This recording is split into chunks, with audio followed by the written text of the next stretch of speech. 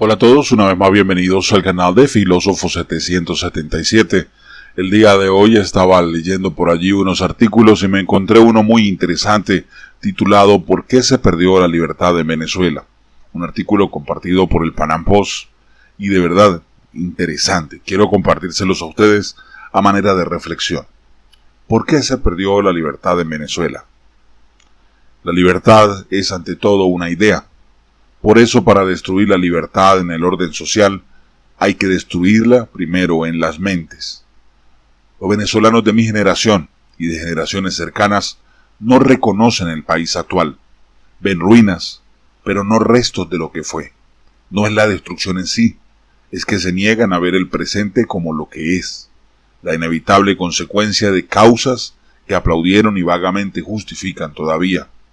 Hoy vivimos en la destrucción material y moral que la abrumadora mayoría de nuestros compatriotas y casi totalidad de nuestros intelectuales crearon, paso a paso, durante 7 o más décadas de esfuerzo destructivo creciente, sin que acertáramos a ver cómo impedirlo a tiempo. Porque el asunto es que la libertad es, ante todo, una idea que se expresa en usos y costumbres, cimentando instituciones. Por eso, para destruir la libertad en el orden social, hay que destruirla primero en las mentes. Caída ahí, tarde o temprano, un orden social liberal sostenido en cimientos derruidos, caerá. Porque, como ya he comentado antes, la idea de libertad evolucionó desde que en el elogio fúnebre a los caídos el primer año de la guerra de Peloponeso, Pericles recordaba a sus compatriotas que pese a ser todos griegos, demasiados, los diferenciaba el enemigo espartano. En nuestra relación con el Estado vivimos como ciudadanos libres y del mismo modo en la tocante a las mutuas sospechas propias del trato cotidiano. Nosotros no sentimos irritación contra nuestro vecino si hace algo que le gusta y no le dirigimos miradas de reproche que no suponen perjuicio, pero que resultan dolorosas. Si en nuestras relaciones privadas evitamos molestarnos en la vida pública, un respetuoso temor es la principal causa de que no cometamos infracciones, porque prestamos obediencia a quienes se suceden en el gobierno y a las leyes, principalmente a las que están establecidas para ayudar a los que sufren injusticias y a las que, aún sin estar escritas, acarrean a quien las infringe una vergüenza por todos reconocida. Nos dice Tucídides que afirmó Pericles, hay notables diferencias entre el concepto de libertad de los antiguos, de los de la alta y baja Edad Media o del Renacimiento, todos diferentes de los de la modernidad, pero ya en su elogio fúnebre comenzaba a perfilar Pericles una idea clave, cierta libertad del hombre ante el Estado y el resto de los hombres dentro de una ley por todos conocida y reconocida. Así que sin olvidar el obvio, como aquel Estado no es el Estado moderno, entendemos que para los antiguos libre fue quien no era esclavo y fue ciudadano de un Estado bajo su propia ley, fue gobernado por sus propias autoridades. Así sería tan libre los espartanos sometidos a uno de los primeros totalitarismos de la historia occidental, como los atenienses que comenzaban a reclamar una incipiente libertad individual ante el Estado y la sociedad misma. No la antigua, sino la perfilada por Pericles. Es la libertad individual que entendemos hoy, donde todavía la entiendan. Nació ahí, y es el concepto por el que Juan de Mariana en 1609, en Tránsito intelectual de las libertades medievales de la libertad moderna, afirmó: ni el que es caudillo en la guerra y general de las armadas, ni el que gobierna a los pueblos, puede, por esa razón, disponer de las haciendas de los particulares, ni apoderarse de ellas. Si los reyes fueran señores, de todo no sería tan reprendida Jezabel, ni tan castigada, porque tomó la villa de Nabot. El tirano es el que todo lo atropella, todo lo tiene por suyo.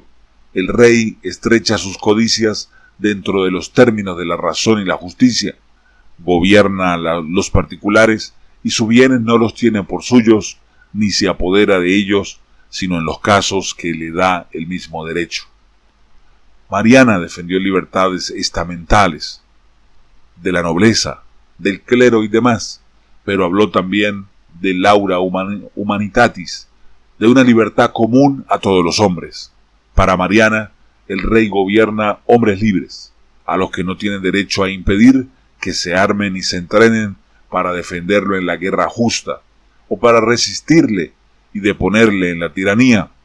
No puede obligarles a lo que en derecho no están obligados, tomar su propiedad sin su autorización por medio de tributos abiertos o encubiertos como la inflación, o imponer su voluntad sobre las leyes y costumbres del reino.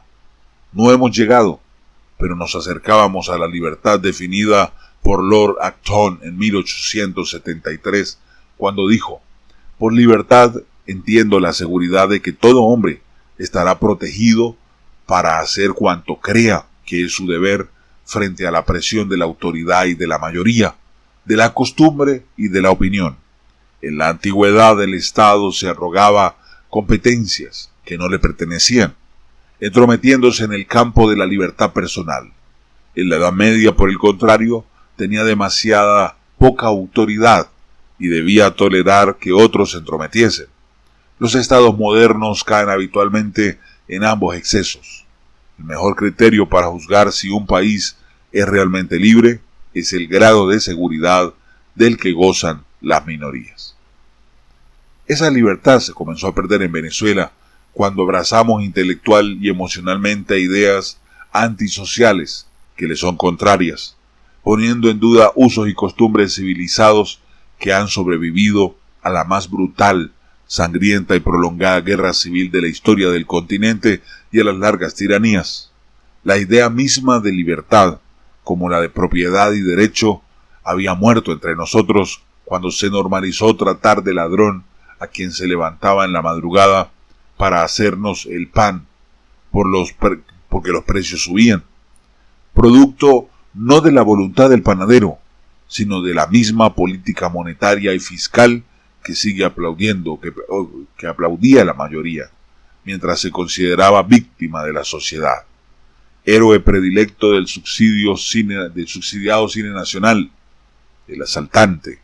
Perdimos tan fácilmente la libertad casi sin verlo, porque la habíamos perdido como idea, y mientras no prevalezca en nuestras mentes, no prevalecerá en nuestra tierra. ¿Cómo le parece? Este fue escrito por Guillermo Rodríguez. Es bastante interesante la alusión a cómo debemos tener claridad en nuestra mente de lo que es la libertad. Cuando veo que se va la luz, la energía eléctrica, y al regresar los vecinos aplauden y celebran porque regresa, me da tristeza. ¿Por qué aplaudir porque llegó la energía eléctrica? ¿No es el derecho de todos tener energía eléctrica? Como si fuese un regalo lo están celebrando. Nos hemos acostumbrado a esto. Y en una ocasión hace varios años yo se lo dije. El peligro de que esta tiranía agarre fuerza es que nosotros nos acostumbremos a que nos violen los derechos. Y de verdad se hizo costumbre. Ahí está el caso de los diputados que están siendo acusados por un video donde no les muestran la boca hablando y donde aparece un montaje de voz, y solamente en ciertos casos que no los inculpan, dejan que el video muestre lo que ellos quieren.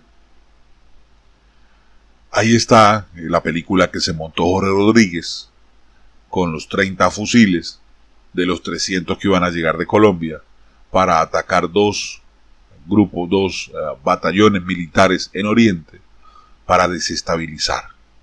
Yo pregunto, de ser cierto que llegaran los fusiles, ¿por qué tendrían que irse hasta Cumaná a hacer un teatro o a vandalizar dos batallones en Oriente cuando eso no derrocaría al régimen? quienes en su sano juicio se prestarían para ser aniquilados cuando sea la defensa, cuando llegara la defensa del batallón, cuando llegaran las Fuerzas Armadas Nacionales a tratar de recuperar el sitio. ¿Quiénes estarían dispuestos sabiendo que eso no derrocaría al tirano? Es un absurdo, es una película que se montó Jorge Rodríguez. Le puedo creer o entender en el caso que él hubiese dicho que el armamento iba dirigido hacia Miraflores, y le hubiese creído si hubiese dicho que la intentona iba a ser directamente en la casa presidencial, en la casona. Pero este cuento y definitivamente es un libreto hecho por el régimen para mantener al país sumido en la más grande vergüenza.